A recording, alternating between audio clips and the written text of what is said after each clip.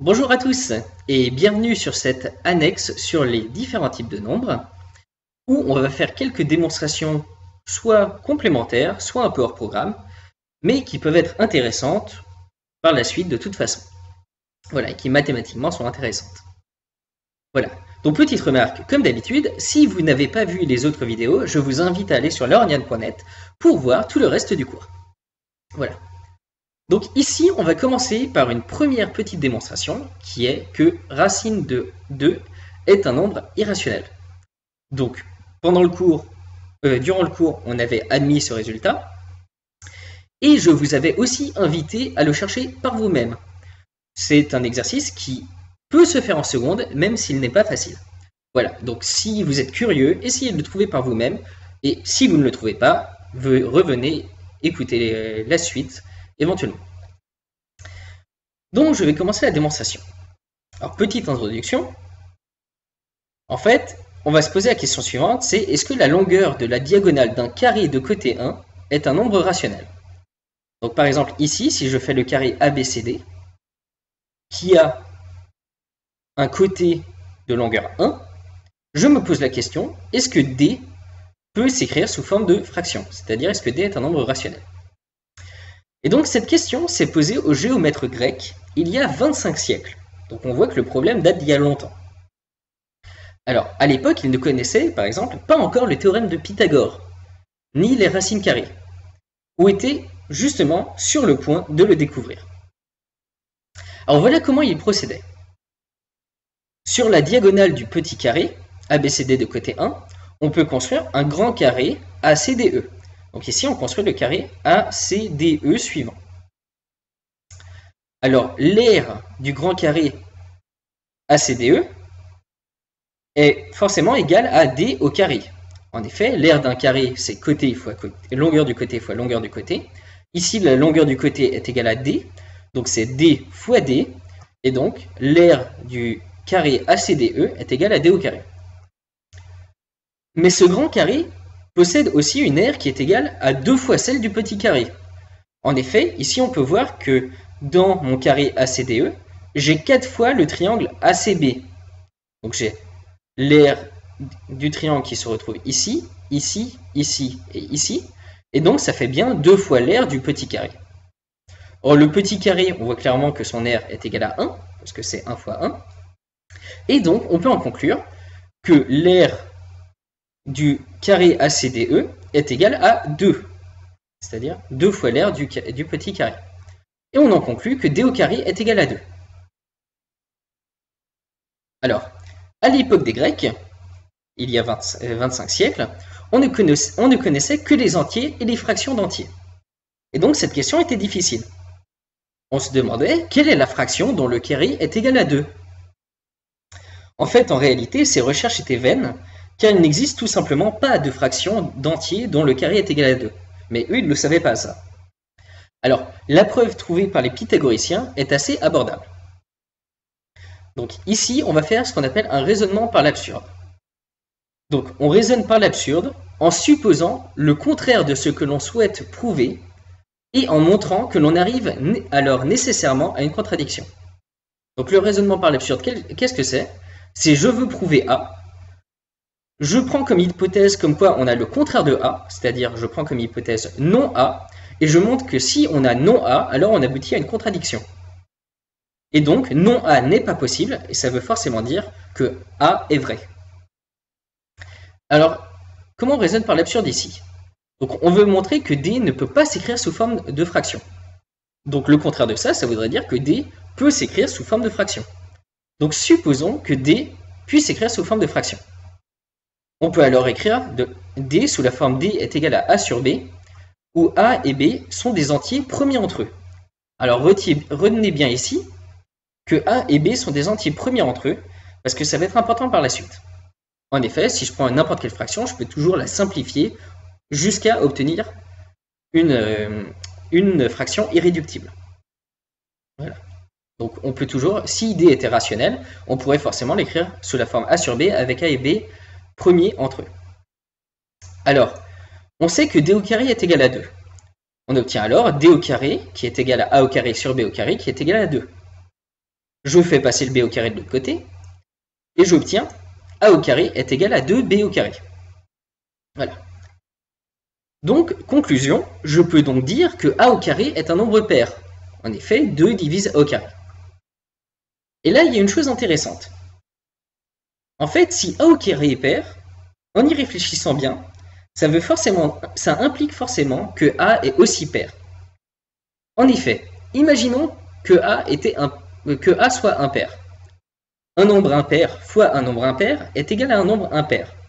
Donc ça veut dire que a fois a serait impair.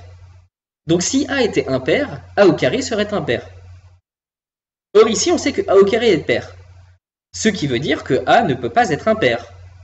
Donc conclusion, a est forcément pair. Donc, vu que a est pair, on peut écrire a sous la forme 2 fois c, où c est un entier. Ainsi, en remplaçant dans l'équation précédente, on obtient 4c au carré, ici j'ai remplacé le a par 2c, donc 4c au carré est égal à 2b au carré. Je simplifie tout ça et j'obtiens 2c au carré est égal à b au carré. Conclusion, j'obtiens donc que b au carré est un nombre pair. Et donc, de la même manière que précédemment, vu que b au carré est pair, on a aussi que b est pair. Donc maintenant, prenons un peu de recul. Qu'est-ce qu'on a montré? On était parti de d est égal à a sur b avec a et b premiers entre eux. On a réussi à démontrer que dans ce cas, on a forcément a qui est pair et b qui est pair. Mais on aboutit alors à une contradiction. Parce que ça veut dire que la fraction de départ n'est alors pas irréductible. En effet, on pouvait simplifier la fraction en divisant le numérateur par 2 et le dénominateur par 2. Voilà. Donc on obtient une contradiction. A et B, les deux étaient pairs, donc on pouvait simplifier notre fraction. On a donc prouvé que D ne peut pas être écrit sous forme de fraction. Alors aujourd'hui, ce que les Grecs à l'époque qualifiaient de nombres irrationnels, parce qu'ils ne comprenaient pas en fait quels étaient ces nombres, et ils ne savaient pas comment les définir, c'était donc pour eux des nombres contraires à la raison. Et donc le terme d'irrationnel est resté dans notre vocabulaire, et on note racine de 2, le nombre positif dont le carré est égal à 2. Et racine de 2, les Grecs ont démontré que c'était un nombre irrationnel, c'est-à-dire un nombre qui ne peut pas s'écrire comme fraction. Alors la démonstration ci-dessus revient donc à dire que racine de 2 est un nombre irrationnel. Voilà. Donc voilà, c'est une petite démonstration intéressante. Maintenant, je vous propose de démontrer la généralisation de ce résultat à n'importe quel nombre premier. Donc encore une fois, si vous venez de comprendre cette démonstration, je vous invite à la faire par vous-même pour n'importe quel nombre premier, et ensuite de revenir sur cette vidéo pour voir comment nous on le démontre. Donc le théorème est le suivant, c'est pour tout nombre premier P, racine de P est irrationnelle. Donc nous on l'avait vu précédemment dans le cas où P était égal à 2, et en fait c'est vrai pour n'importe quel nombre premier P. Alors ici il y a une petite erreur de frappe, hein, c'est pas petit d, c'est petit p là dans les termes ici. Donc supposons que petit p puisse s'écrire sous... non c'est pas p, c'est racine de p, désolé. Supposons que racine de p soit une fraction. Alors on peut écrire racine de p est égale à a sur b, où a et b sont des entiers premiers entre eux, comme d'habitude. On a alors, en mettant au carré, a au carré sur b au carré est égal à p. Je fais passer le b au carré de l'autre côté, et j'obtiens a au carré est égal à p fois b au carré. Par conséquent, on obtient que a au carré est divisible par p. Voilà. Alors c'est là, on va faire le même raisonnement que précédemment, sauf qu'il est peut-être plus subtil. Donc écoutez bien. Je vais prétendre que si a au carré est divisible par p, alors a est forcément divisible par p aussi. Alors pourquoi ? Supposons que P ne divise pas A. Supposons que P ne divise pas... voilà. Je reprends mes esprits. Prenons la liste des diviseurs de A. Ok, donc A c'est égal à un premier nombre premier, fois un deuxième nombre premier, fois un troisième nombre premier, et ainsi de suite, je continue. Et j'écris donc A comme produit de nombres premiers. On avait vu dans le cours qu'on pouvait faire ça avec n'importe quel nombre entier, et que n'importe quel nombre entier pouvait se décomposer comme un produit de nombres premiers. Ok, donc je fais cette décomposition. Ok. Je mets ensuite cette...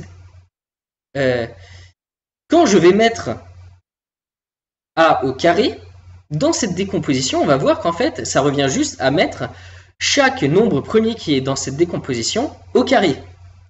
Par exemple, si 3 divisait A, eh ben, on aura 9 qui va diviser A au carré. Si 7 divisait A, on aura 7 au carré qui divise A au carré.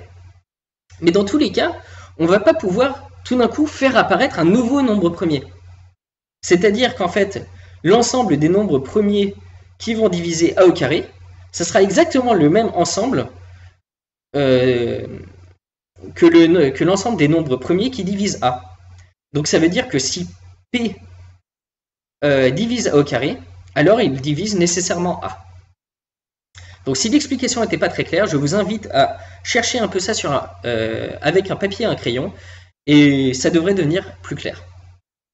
Donc conclusion. Ici, vu que A au carré est divisible par P, ça veut dire que A est aussi divisible par P. On peut alors écrire A est égal à P fois C, où C est un entier. Ainsi, on a, en remplaçant A par P fois C dans l'équation, P au carré fois C au carré est égal à P fois B au carré. Je simplifie par P et j'obtiens P fois C au carré égale B au carré. On obtient donc que B au carré est divisible par P. De la même façon que précédemment, on peut alors en conclure que P divise B. Alors, prenons du recul. Qu'est-ce qu'on a conclu? On a conclu que P divise A et que P divise B. Qu'est-ce que ça veut dire? Ça veut dire que notre fraction de départ n'était pas irréductible. Ça veut dire qu'on pouvait simplifier notre fraction de départ en divisant le numérateur par P et le dénominateur par P. Donc A et B n'étaient pas premiers entre eux au début. D'où on obtient une contradiction. A et B n'étaient pas premiers entre eux. On a donc prouvé que D ne peut pas s'écrire sous forme de fraction, c'est-à-dire que racine de P ne peut pas s'écrire sous forme de fraction. Conclusion, pour tout nombre premier P, racine de P est un nombre irrationnel. Donc voilà, on a montré que la racine d'un nombre premier est forcément un nombre irrationnel. Donc la démonstration était peut-être un peu longue. J'imagine que c'est sûrement une des premières fois que vous avez fait un raisonnement par l'absurde, ou moins d'une manière explicite. La démonstration est intéressante, néanmoins, et c'est un bon exemple de démonstration par l'absurde. On veut démontrer que racine de P ne peut pas s'écrire comme fraction. Pour démontrer ça, on suppose qu'il puisse s'écrire sous forme de fraction, et on montre que c'est pas possible. Et donc voilà, on a fait une bonne démonstration en utilisant un raisonnement par l'absurde. Voilà, donc si vous avez aimé cette vidéo, je vous invite à continuer à voir d'autres démonstrations du cours qui vont suivre, qui vont être sur learnian.net, et à continuer le programme de seconde de maths. À bientôt!